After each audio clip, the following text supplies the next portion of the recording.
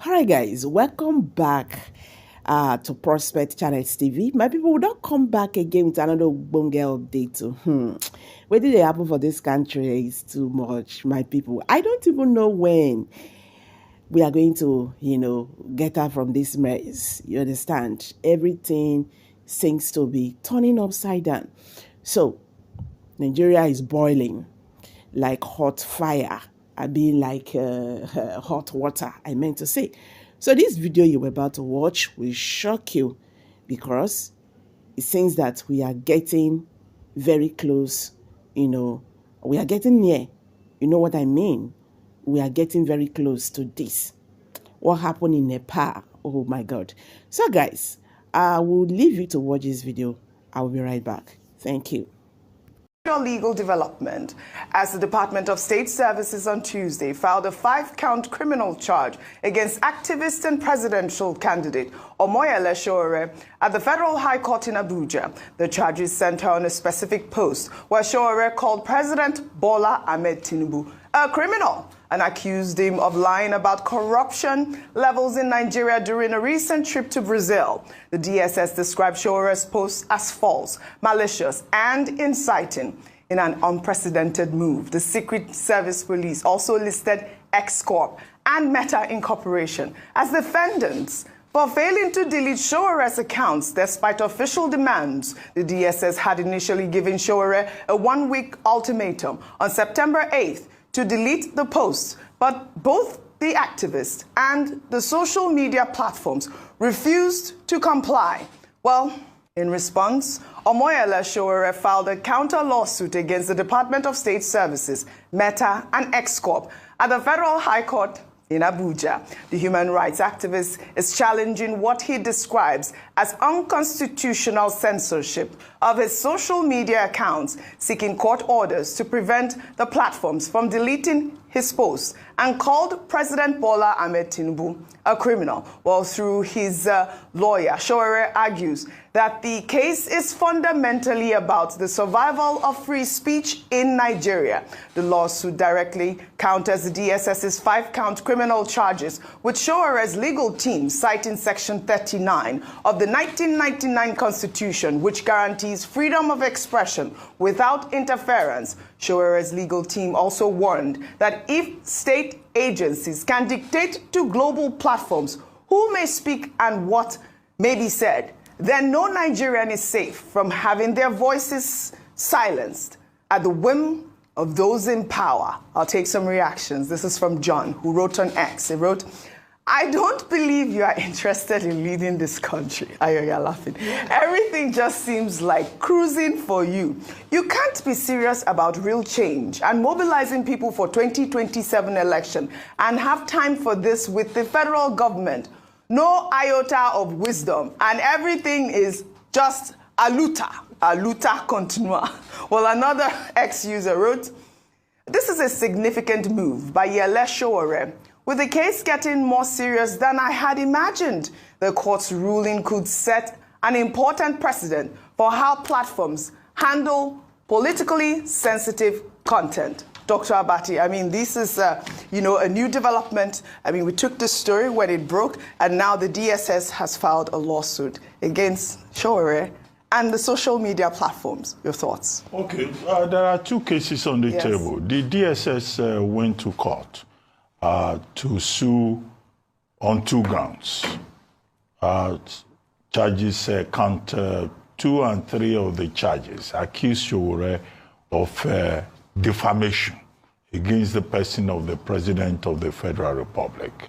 Now, I found that a bit curious because defamation is personal, and the President of Nigeria can sue in his personal capacity that he has been defamed.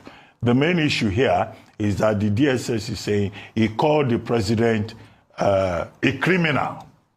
So the charge will be, he should come and prove it, that the President is a criminal. However, the DSS in the other charges is also saying, well, I haven't finished with that, defamation. Now, the interpretation will be that, Sowore, DSS acting on behalf of the President, is accusing him of sedition. Now, even in the UK, where sedition was in their laws. They revised it long ago and removed it because sedition, it simply means in the old jurisprudence that you cannot criticize the king or the queen, you know, that the sovereign, you know, is infallible. So, but we cannot have that kind of situation in Nigeria. So sedition is an obsolete kind of law.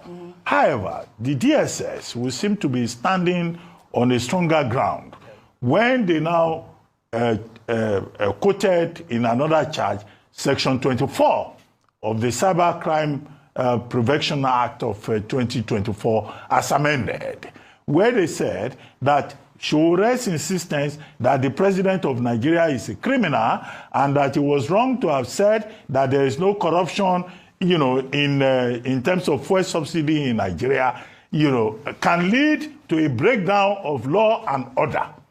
Now they can rely on that Cybercrime Act, Section 24 of it. I know it's controversial, but they will be on stronger ground there before the court.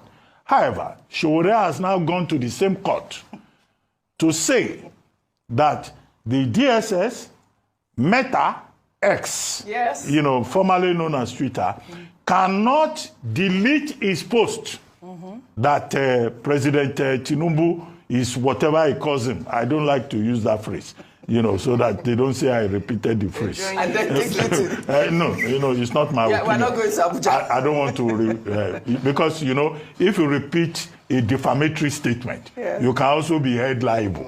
So, except you're reporting. Subsequent publishing, you know, can be an offense. But, you know, he is now saying that he has the right to express himself under Section 39 of the 1999 Constitution. The thing to say, the caveat to add, and his lawyers should know this, is that there are no absolute rights under Chapter 4 of the 1999 Constitution. You cannot say you want to express yourself and you injure the reputation of another person. But we now have two matters before the Federal High Court. You know, for the court, it's for the court to determine. That is it. A date has not been fixed yet in both cases for hearing, but I think that, look, this right to free speech, you know, it also has its limits. It does. You know, and the use of social media also has its limits. But Sowore, who is, you know, a legendary activist, is insisting that the struggle continues. And that whether he's taken to prison or any attempt is made to censor him, he will continue to fight. So here, you know, you have a delicate situation. But it will be interesting to see what the courts decide. Because here, the important thing is to always test the law. Yes, this is it. This is the main point. At the end of the day, let us test the law. With a major legal development, as the Department of State Services on Tuesday filed a 5-count criminal charge against activist and presidential candidate Omoyele Sowore at the Federal High Court in Abuja. The charges center on a specific post where Sowore called President Bola Ahmed Tinubu a criminal and accused him of lying about corruption levels in Nigeria during a recent trip to Brazil. The DSS described Sowore's post as false, malicious, and inciting in an unprecedented move. The Secret Service Police also listed X Corp and Meta Incorporation as defendants for failing to delete Sowore's accounts despite official demands. The DSS had initially given Sowore a 1-week ultimatum on September 8th to delete the post, but both the activists and the social media platforms refused to comply. Well, in response, Omoyele Sowore filed a counter lawsuit against the Department of State Services, Meta, and X Corp at the Federal High Court in Abuja. The human rights activist is challenging what he describes as unconstitutional censorship of his social media accounts, seeking court orders to prevent the platforms from deleting his posts, and called President Bola Ahmed Tinubu a criminal. Well, through his lawyer, Sowore argues that the case is fundamentally about the survival of free speech in Nigeria. The lawsuit directly counters the DSS's 5-count criminal charges, with Sowore's legal teams. So guys, thank you so much for listening to this video. All is not where with Nigeria. That is the truth. All is nowhere with Nigeria. Thank you and see you in my next video. Bye for now.